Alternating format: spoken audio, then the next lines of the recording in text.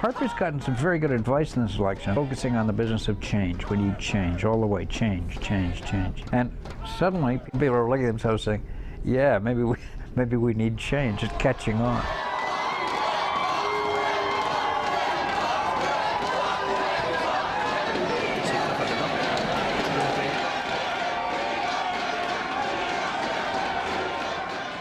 I think the key moment may have been in this election, the income trust with Ralph Goodell. People had just headed up to here, and finally they were up to here, they were drowning in it, and that was it.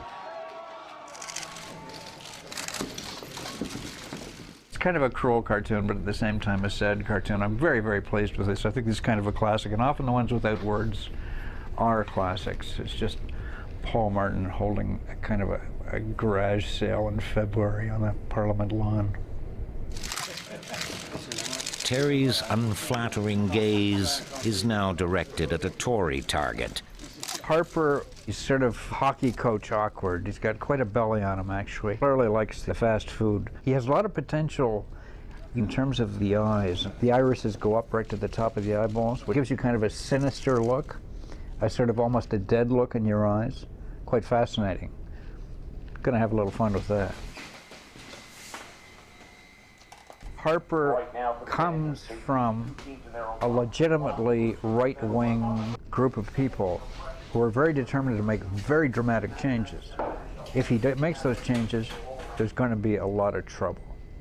And, you know, I like that kind of trouble. What's bad for people out there is good for the humorist. I'm a little bit nervous personally about the changes that Tories might instigate. At the same time, as a cartoonist, I'm kind of gleeful about it. Is he actually going to pull out of Kyoto? People will suddenly be up in arms. So, although it's unfortunate for the country, as a cartoonist, I'm going, whoopee.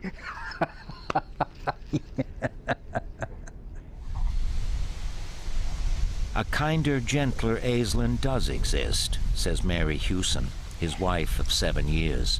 Terry's very difficult to know. He has an exterior persona and one that he only shows when he's very comfortable and relaxed with family and friends. You are a sweetie. When I was a kid, Terry was this kind of drunken, slightly older guy in the bars with Nick Oftemar, pissed and crazy all the time. I didn't know him then, I just knew him as an image. And then one day he straightened up and became this very straight, sober, non-alcoholic in opposition to alcohol and what it does to people. And I guess there's a seriousness that came out somewhere in all that, and maybe some walls he put up. Sure, you know, you were an asshole and you did all terrible things, but there's a sadness about quitting it all and subsequently not being able to see certain people again, not being able to go certain places, bars. I mean, I was a bar drinker. I loved bars, and I just couldn't do that anymore. So, you know, there was an extreme sadness. It was very tough for a while. If you don't change, it's not going to work. The change began to happen, and I began to delight in other things. Now I sit around and I look at rivers, and I love it. Who knew?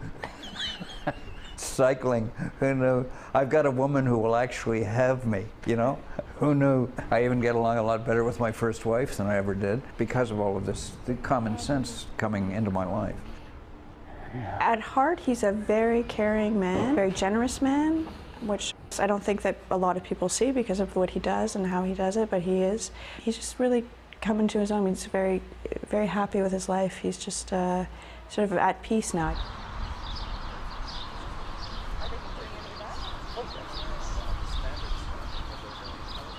I'm very grateful for the fact that I have a healthy, mature, adult-like relationship with my daughters now. And they're having these great kids, these grandkids, and I delight in seeing them. I feel very grateful that this has been allowed to happen. Because there are instances where people, you know, can never reestablish things again. It's just gone too far. I was on the edge of oblivion, and I don't know why some of us get it and others don't. I'm not a better person than other people who didn't get it, died, friends of mine. I'm not a better person. But for some reason, I did get it, and I managed to get a handle on it, and I got through it, and now I have a life with the relationships I want with people. It's almost as if you're living in a state of grace, because grace is something, as I understand it, that is granted but not necessarily deserved, you know? And so reaching that point is quite... But let's stop this.